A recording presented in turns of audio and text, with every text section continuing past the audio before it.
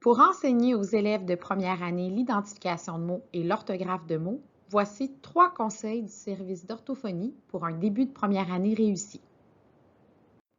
Mais tout d'abord, révisons ensemble les apprentissages que l'élève doit faire pour arriver à identifier les mots par décodage. Pour décoder un mot, on voit tout d'abord des lettres. On doit ensuite convertir ces lettres en sons, puis coller ces sons, ce qui nous permet enfin d'activer le sens du mot. Le but de la lecture, c'est de comprendre, pas seulement de décoder les sons. Donc, la dernière étape est primordiale.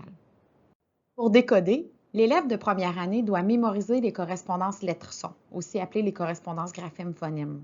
Par exemple, la lettre M fait le son M ou les lettres ON font le son ON. Il doit aussi apprendre à coller les sons ensemble, habileté qui se nomme fusion phonémique. Enfin, l'élève doit apprendre à activer le sens du mot qu'il décode pour comprendre ce qui est écrit. Révisons maintenant les apprentissages que l'enfant doit faire pour arriver à orthographier les mots par encodage. Pour encoder un mot, on doit d'abord penser au mot qu'on veut écrire et à sa prononciation. On doit ensuite couper le mot en sons, un son à la fois. On doit convertir chaque son en lettres et si on écrit sur une feuille, il faudra tracer ces lettres.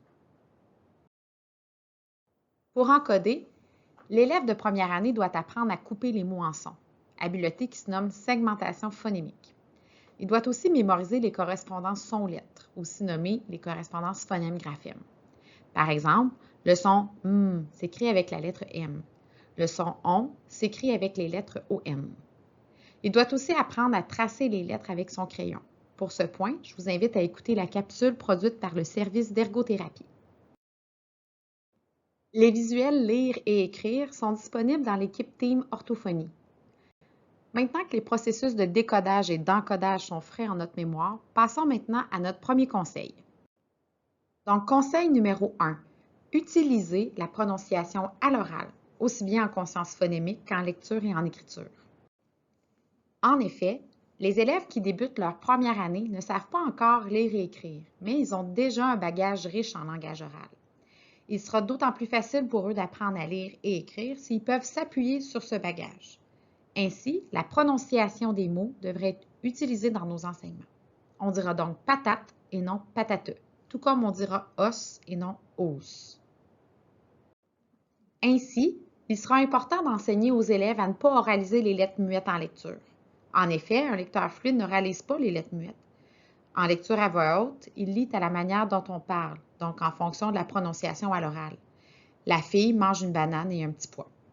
Pour décoder un mot, il est important que l'apprenti lecteur réussisse à activer la prononciation du mot pour pouvoir récupérer la signification de ce mot. Pour ça, la prononciation orale sera ce qui permettra la récupération la plus efficace. Par exemple, l'enfant qui lit bananeux n'arrivera pas à activer aussi rapidement la signification du mot que s'il lisait directement banane. C'est pourquoi il est important, dès le début de l'apprentissage de la lecture, de montrer aux élèves à ne pas oraliser les lettres muettes. Pour enseigner aux élèves à ne pas oraliser les lettres muettes en lecture, on peut utiliser certaines analogies, comme le E micro en fin de mot, qui sert à prononcer la consonne qui précède, ou la lettre crochet, qui attend de s'accrocher avec d'autres lettres pour former un mot de même famille.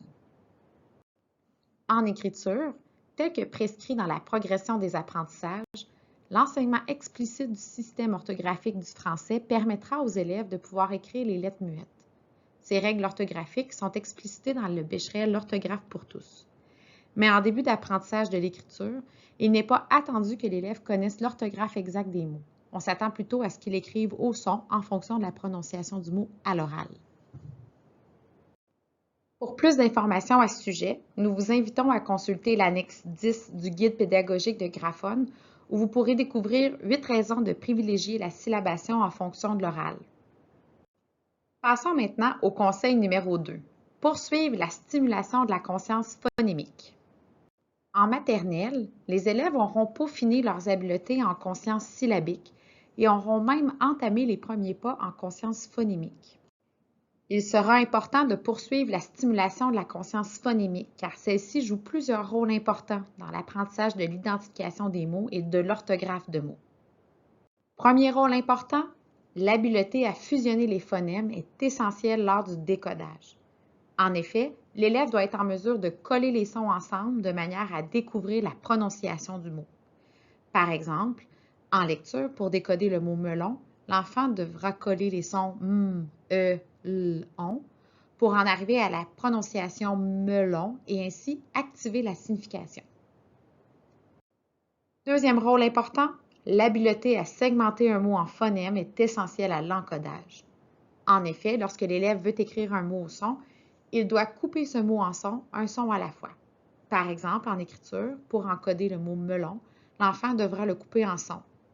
M, e, l, on, pour arriver à trouver les correspondances et à écrire les lettres associées. Il est donc important de miser sur la conscience phonémique en première année du primaire, particulièrement les habiletés de fusion et de segmentation phonémique. La conscience syllabique devrait, quant à elle, être complètement délaissée en maternelle et donc ne pas être poursuivie en première année. Les manipulations syllabiques ne seront alors utilisées qu'en soutien aux manipulations phonémiques. Par exemple, si l'élève a de la difficulté à écrire un mot, on pourrait l'aider en segmentant d'abord le mot en syllabes et ensuite segmenter chaque syllabe en son. Ceci déchargera la mémoire de travail et sera facilitant. Dans le cas du mot melon, on pourrait faire ainsi. Melon, me, long, l, on. Cet exemple démontre que la segmentation syllabique est une stratégie pouvant être utilisée pour soutenir la segmentation phonémique, mais gardez en tête que l'objectif ultime est la segmentation phonémique. Petit rappel, n'oubliez pas de segmenter le mot en syllabes selon la prononciation à l'oral. Si vous êtes en quête d'inspiration pour travailler la conscience phonémique, nous vous conseillons d'aller consulter la ressource Jouons avec les mots qui a été produite par des orthophonistes de notre centre de service scolaire. Vous y trouverez une foule d'activités de conscience phonémique à animer au TNI et du matériel à faire imprimer. Troisième et dernier conseil, enseigner les correspondances graphème-phonème selon une séquence réfléchie. À partir de la première année du primaire, l'élève doit apprendre de façon formelle les correspondances graphème-phonème, c'est-à-dire l'association entre une lettre ou un groupe de lettres et le son correspondant.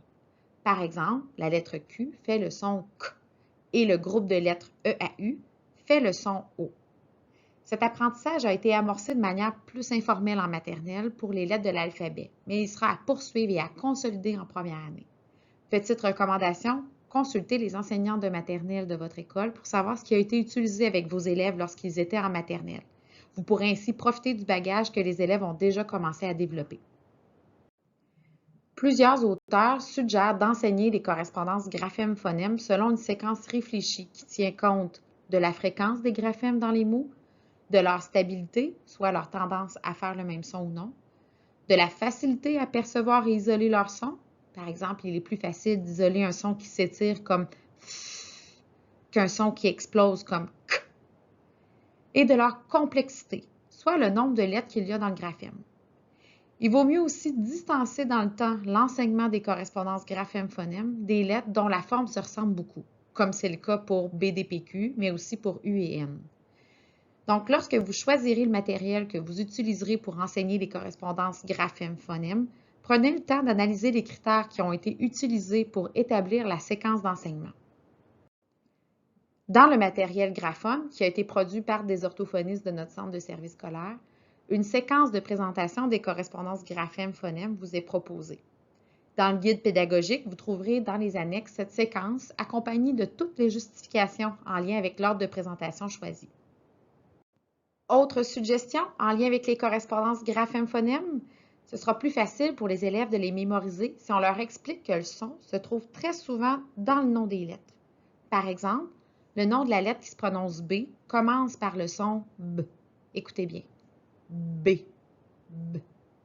Le nom de la lettre qui se prononce S finit par le son S. S. En procédant ainsi, si l'élève a réussi à mémoriser le nom des lettres, il pourra plus facilement mémoriser l'un des sons qui leur sont associés. Sur ce, le service d'orthophonie vous souhaite un beau début d'année. Mais avant de vous laisser, nous vous rappelons que vous pouvez référer des élèves au service d'orthophonie si vous observez des difficultés sur le plan de la modalité orale du langage. Consultez l'équipe Teams Orthophonie pour savoir qui est l'orthophoniste responsable de votre école, pour connaître notre offre de service et pour trouver les documents à compléter pour référer un élève. Au besoin, n'hésitez pas à communiquer avec l'orthophoniste de votre école qui saura répondre à vos questions.